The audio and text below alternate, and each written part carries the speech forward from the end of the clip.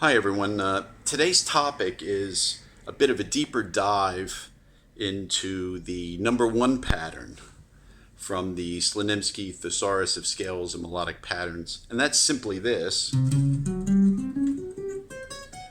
That one. And a lot of times I think we open the book and we look at that and we go, big deal, skip over that one. It's the beginning pattern.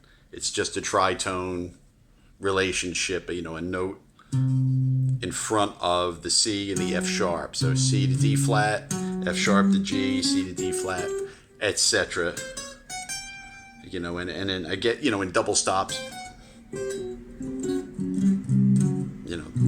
that sort of a thing. But it's a very important pattern, I think, and there's a lot of vocabulary, and I want to take a little bit of a deeper dive into it and also talk about some of the chordal aspects of it as well, because we tend to do this one, and I think we don't realize we're doing this pattern. Just the changing of the direction.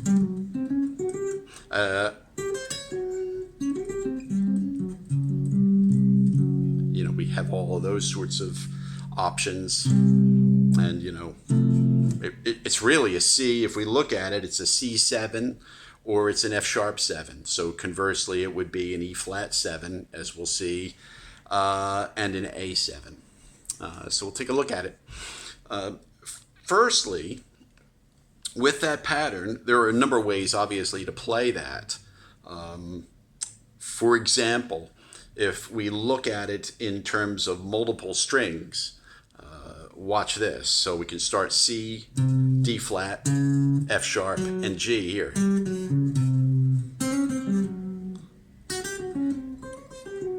So that's C, D flat, C, G, and F sharp right there. So, and I'll resolve it, making pretend it's like an F sharp over C. So that's common, that's that typical, part of a diminished scale, I guess, sort of sound. But that's just from realizing it on these different strings. And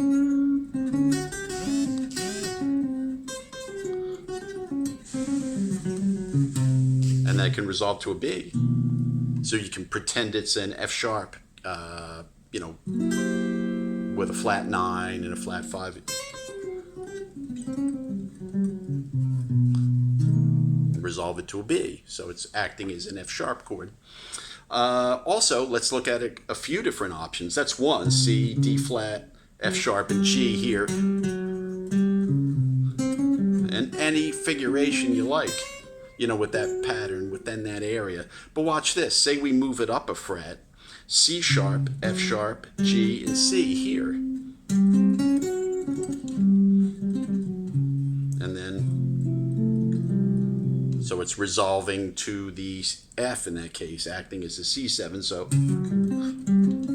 So it's a C sharp, F sharp, G, and C, G, C, D flat, and G flat, or C sharp and F sharp, etc. So it's, we can see it up here really well. C sharp and F sharp, and then the C and G. So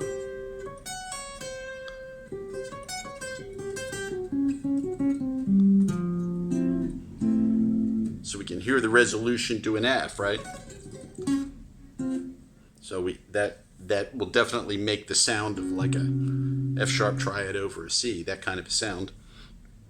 But also breaking it up. You don't need to do the whole pattern. You can do 3 notes and then just repeat it, and then all the notes come out anyway. So here's C sharp and F sharp, and then just to the C.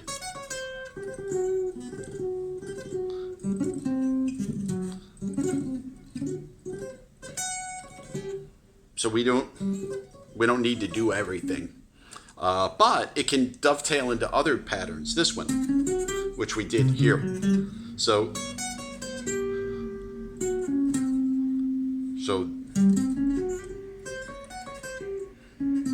we can hear it, and then it just resolved to the B in that case. But you can see how the fingerings can dovetail into each other. So So there's the F sharp and C sharp, the C and the G, and then I'll go to F sharp and G here, this pattern. Get a G down there maybe and resolve it to an A flat, pretending it's F sharp, you know.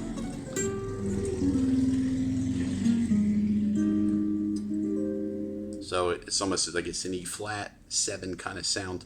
Obviously you can move this in thirds, you know. So when you do it in thirds, you get the whole diminished. So there's F sharp G and F sharp and C, and I just move the thing down to E flat and B flat, and so E flat, E, E flat, B flat, and A, C, A, and there it is, resolving to a D as though it were an A7. That's a nice pattern. That works really well. Same with this. When we did this one, we can do that in thirds, right? So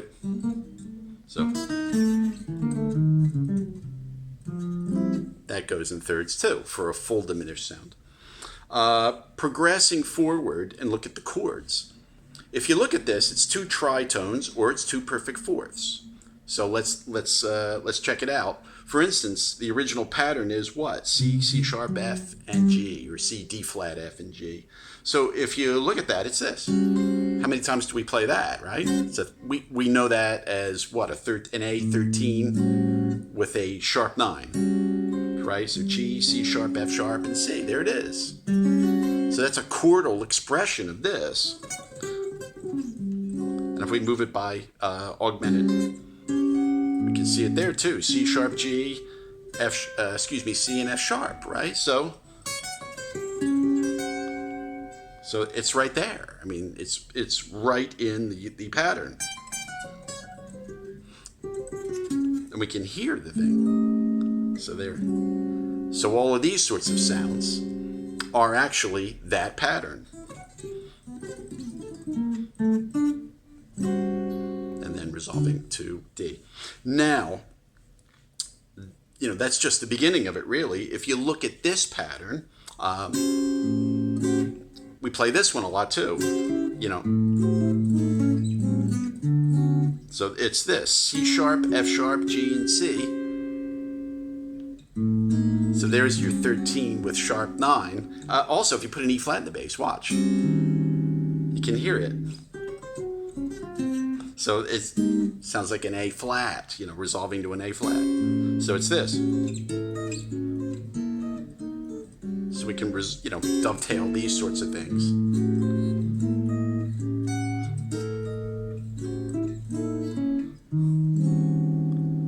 Right? So there it is. So resolve the D in that case. So we can see that this shape and this shape are the expression of that pattern. Okay? Now we can voice exchange these.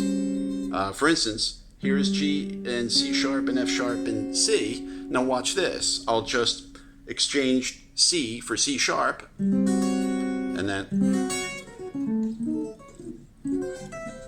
I like that one. I used to play that one all the time. Perhaps too much. First couple albums I did with the solo albums with the Hand Farm, my band, and also the Phineas Gage albums that I had done. I do this a lot. And I dovetailed it with a A13 flat 9 here. So like a F sharp triad over an A.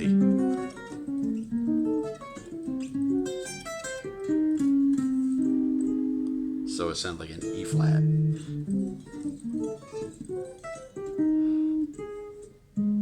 Resolved to A flat, or it's a big C, alter dominant.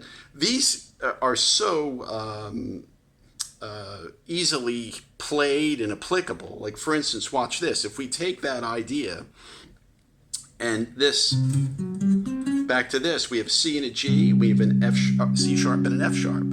So we can hear how that's a C7, it can resolve to a B, or it can resolve to an F. We can hear it. So plus we can exchange those For instance, we can make it C sharp, F sharp, C, and F. And it's, of course, movable in thirds. So you can hear how that...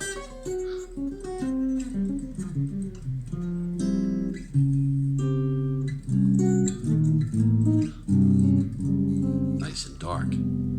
So I just moved that pattern. C sharp, F sharp, C and G, C, G, C sharp and F sharp, and just moved it by thirds.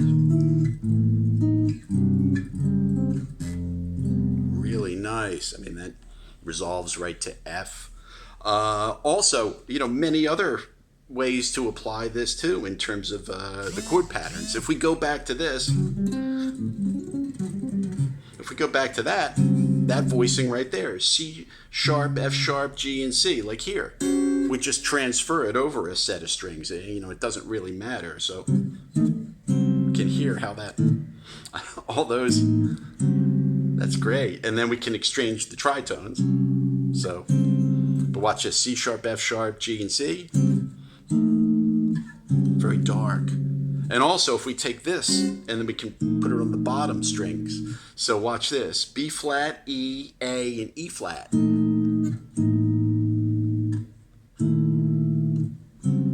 We can hear how it's all that. So, it's really dark. So,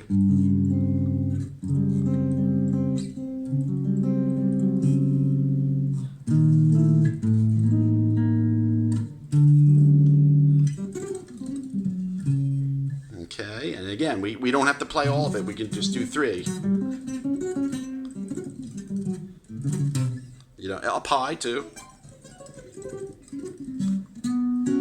It's really beautiful, really colorful.